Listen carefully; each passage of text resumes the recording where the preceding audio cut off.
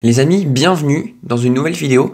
Je suis super heureux de vous retrouver aujourd'hui pour évoquer le cas de Maxence Cacré et plus précisément de son potentiel transfert au Bayer Leverkusen. Avant que la vidéo commence, n'hésite pas à liker la vidéo, à t'abonner et à partager la chaîne, ça fait toujours super plaisir et c'est très important pour moi. C'est vrai que ces derniers temps, on a eu une rumeur évoquée par Le Parisien comme quoi Leverkusen était intéressé par le transfert de Maxence Cacré. Maxence Cacré qui est vraiment le titulaire indiscutable dans le milieu de terrain de l'Olympique Lyonnais. Même quand ça n'allait pas en début de saison, il était titulaire. Et Maxence Cacré, il sort finalement d'une saison en demi-teinte.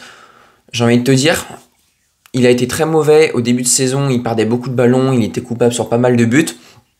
Pour renaître, on va dire, en cette deuxième partie de saison, avec l'arrivée notamment de Matic qui lui a fait beaucoup de bien. Pourquoi ? Parce qu'il n'avait plus cette charge de travail à vouloir absolument conserver le ballon. Parce qu'il y avait Matic qui était derrière, qui pouvait peut-être un peu organiser le jeu avec son super pied gauche. Et donc lui pouvait vraiment se concentrer sur sa tâche qui était de presser, de récupérer un maximum de ballons et de jouer en une touche avec beaucoup de verticalité. Donc c'est vrai que l'intérêt du Bayer Leverkusen est relativement flatteur pour Maxence Cacré. On parle quand même d'une équipe qui est tout simplement l'une des meilleures d'Europe.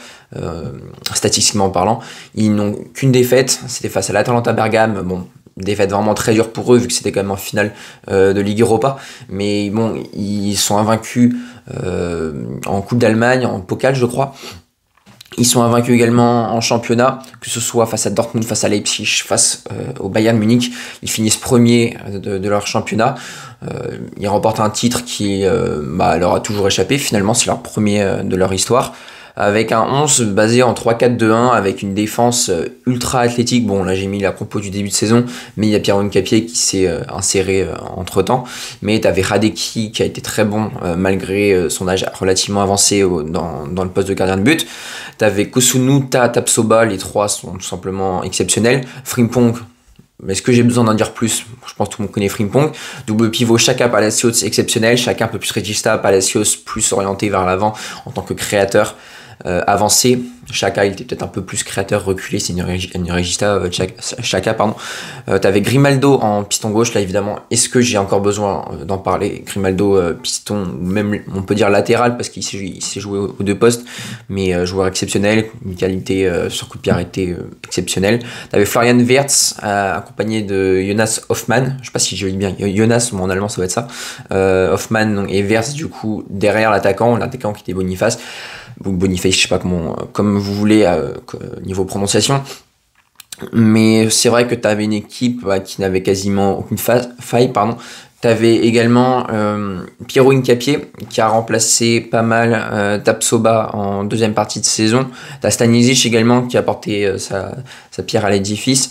Tu as également Patrick Schick, l'avant-centre qui a vraiment bien suppléé Boniface quand il était blessé en milieu de saison jusqu'en avril à peu près. Bref, tu as une belle équipe. Ce que je vous propose maintenant, c'est d'étudier les trois joueurs que sont Xhaka, Cacré et Palacios, parce qu'il pourrait être amené à évoluer dans un milieu à 3 potentiellement avec le 11 que je vous dévoilerai juste après. Donc évidemment, en premier lieu, on va s'intéresser à Maxence Cacré. Je pense que ça me semble tout simplement logique. La vidéo elle est pas axée autour de ce joueur. Donc Maxence Cacré, bon, les Lyonnais, je vous la prends pas. Ou, en tout cas, si vous êtes supporter du Bayer Leverkusen, Maxence Cacré, c'est un peu à Lyon, en tout cas, on le considère comme vraiment le presseur fou. C'est-à-dire que lui, ses qualités première, on va dire, c'est la récupération de balles. Franchement, au niveau physique, il est exceptionnel. Il est capable de te faire des retours défensifs à la 90e qui te bluffe, quoi, tout simplement, on va pas se mentir. Il peut jouer, moi je le préfère 8 personnellement, il peut jouer 6, même si il perd quelques ballons qui peuvent être préjudiciables à l'équipe. Donc en 6, c'est vrai que je l'aime moins et Xhaka correspondrait mieux à ce poste en tout cas. Et c'est vrai que dans le jeu de Xabi Alonso, tout ce qui est verticalité, ça correspond totalement à Xabi Alonso. Remise en une touche de balle, tout ça, verticalité. C'est un joueur, donc encore une fois, qui est très physique. Peut-être qu'il manque un peu de masse musculaire quand t'es en pressing haut et que t'es bien installé dans la surface adverse. Lui, Cacré, tu vois, à l'entrée de la surface, il va être vraiment très important. Et c'est vraiment un top joueur pour ça, bien qu'il soit décrit par certains à Lyon. D'ailleurs, que je trouve pas trop, enfin des critiques que je trouve un peu infondées, dans le sens où bah, c'est quand même l'un de tes, enfin même ton meilleur milieu de la saison. Je dis meilleur milieu parce que Matic est arrivé au mercato d'hiver et il n'a pas eu vraiment une préparation, et on l'a vu physiquement c'était un peu plus compliqué. Donc voilà, Maxence Cacré, franchement tu peux le jouer en double pivot, tu peux le faire jouer dans un milieu à 3, c'est vraiment un régal ce joueur. Moi en tout cas j'aime beaucoup personnellement. Bon, évidemment, il n'y a pas que des points positifs. Pour Maxence Cacré, offensivement, il y a quelques points qui interrogent. Sa qualité de centre n'est pas forcément exceptionnelle, mais c'est pas ça qui me choque le plus. On va dire ce qui me choque le plus, c'est sa qualité de frappe. Alors, avec les espoirs, il en a mis une ou deux de belles, mais sinon, dans l'absolu, avec l'Olympique Lyonnais, il a vraiment une frappe de U15, quoi. C'est vraiment quelque chose sur lequel il se doit de travailler, mais après, quand tu as Xhaka qui a une belle frappe et Palacios également, je pense que voilà, c'est pas trop un problème pour le Bayer Leverkusen à l'avenir. Deuxième joueur qu'on va évoquer, bon bah là je pense à mon avis si vous êtes fan du Bayer Leverkusen, Granit Xhaka, vous êtes tout simplement tombé sur son charme cette année quoi. C'est un joueur qui est exceptionnel, il s'est pas blessé je crois cette saison, 31 ans, international suisse, bon, j'ai même pas besoin d'en dire plus tellement c'est un joueur exceptionnel en tant que régista. Et c'est là que je trouve en fait les trois profils se complètent bien, on va le voir après avec Ezequiel Palacios, c'est que Xhaka lui ça va être un meneur de jeu mais un peu reculé, donc une regista. Physiquement il va être exceptionnel, les retours défensifs qu'il va faire ils vont être très importants, dans l'équilibre du jeu c'est un régal, les changements d'aile avec ses transversales, avec son superbe pied gauche, incroyable. Je crois que c'était contre peut-être Mönchengladbach ou Wolfsburg, bref l'un des deux, j'avais analysé dans mon analyse tactique du Bayer Leverkusen. Ces transversales, elles sont tout simplement énormes. Je crois que c'était une transversale sur Grimaldo qui remise de la tête sur Boniface qui conclut. Bon, je ne veux pas trop m'avancer parce que je m'en souviens plus très bien, mais il y a un truc de ce genre. En tout cas, il fait une transversale sur l'aile gauche avec son pied gauche où il était au centre du terrain, qui est remis, je crois, sur Grimaldo. Bon, après, encore une fois, je ne veux pas trop m'avancer, mais voilà, c'est un joueur qui est tout simplement exceptionnel quand il faut accélérer le jeu, il sait accélérer le jeu. Quand il faut plus gérer le tempo, bon bah, il va savoir le faire. Quand il faut avoir des crampes, bah évidemment, il va être encore là. C'est vrai que son expérience, elle peut être vue d'un bon oeil quand tu vois que Palacios il doit avoir vers 25-26, Cacré il a 24. Donc c'est vrai que c'est encore une fois, niveau âge, pareil, niveau expérience, ça peut être une bonne alchimie avec Xhaka notamment. Et enfin, le troisième joueur, bon bah c'est Ezequiel Palacios. Là je trouve que c'est un milieu de terrain hyper complet, c'est un peu le UX box-to-box qu'on recherche tant finalement. Ça peut être ton créateur, ça peut être le joueur qui va te faire des pressings pour récupérer la balle, même si ça peut être sa qualité première. C'est un joueur finalement qui est très complet et qui peut finalement peut-être avec en plus la création être un mix de Xhaka et Cacré, bon évidemment un peu plus offensif, mais voilà, je pense que pour ton 8 créatif c'est tout simplement le joueur idoine. Je ne vois pas trop de points faibles à Palacios, il a une bonne frappe. Il sait gérer le tempo, il sait l'accélérer, il sait jouer en une touche. Il est à l'aise dans les petits espaces également. Cacré d'ailleurs aussi est à l'aise dans les petits espaces, j'ai oublié de le préciser. Donc à l'heure de faire le bilan et quel système de jeu choisir pour le Bayer Leverkusen, moi j'ai choisi un 3-5-2 ou un 5-3-2. Bon, plus un 3-5-2 vu que le remplaçant de Frimpong, ce Frimpong je pense va partir lors de ce mercato.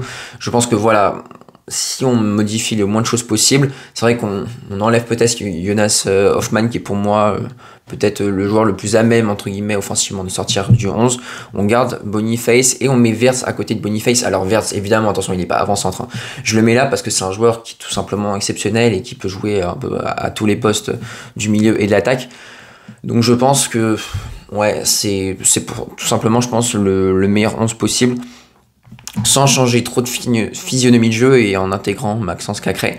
Donc tu aurais Radecki au but, tu aurais Jonathan Tah qui devrait partir du côté du Bayern, en tout cas le Bayern qui est très avancé pour le recruter. Gosunu Tapsoba, ça bouge pas. Bon, Tapsoba il est pisté par le PSG je crois, bon attention, après, je pense que tous les joueurs vont être pistés, donc voilà, faut bien en garder quelques-uns.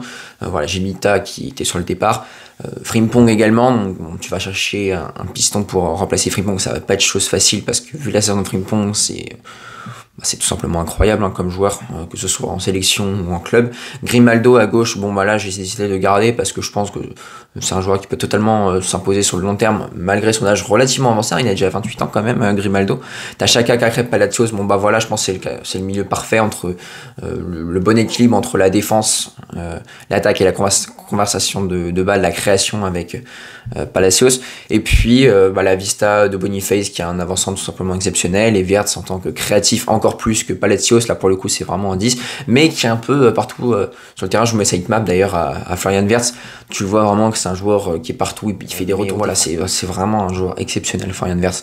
Donc je pense que cette équipe, elle n'aurait quasiment aucune faille. Peut-être à Adeki, j'irais peut-être chercher un gardien un peu plus dans la force de l'âge, parce que lui c'est vrai que bon, il a 33 ans je crois, donc ou même peut-être un peu plus, mais je crois dans ma mémoire c'est les 33 ans. Mais voilà, je pense qu'avec ce milieu-là, tu n'as quasiment aucune faille. Et pour 25-30 millions, je pense que c'est totalement le prix. Et comme le Bayer Leverkusen sera en Ligue des Champions l'an prochain, je pense que ça peut totalement faire le taf. Peut-être également renforcer un peu l'attaque avec un avançant, parce que Patrick Schick risque peut-être de partir. Lui, il voudra peut-être un peu plus de temps de jeu, vu qu'il a fait quand même une bonne saison lorsque Boniface s'était blessé. Bref, voilà, t'as un super 11. N'hésitez pas à me dire le 11 que vous auriez mis, si vous auriez mis une défense à 4, vous aurez gardé le 3-4-2-1, bref, n'hésitez pas à tout me dire, je prends vos commentaires avec grand plaisir. Et voilà, en tout cas, encore une fois, c'est la fin de cette vidéo, donc si tu l'as aimé, n'hésite pas à me lâcher un petit pouce bleu, à partager la vidéo et à t'abonner évidemment, ça me fait toujours super plaisir. Voilà, à la prochaine la team.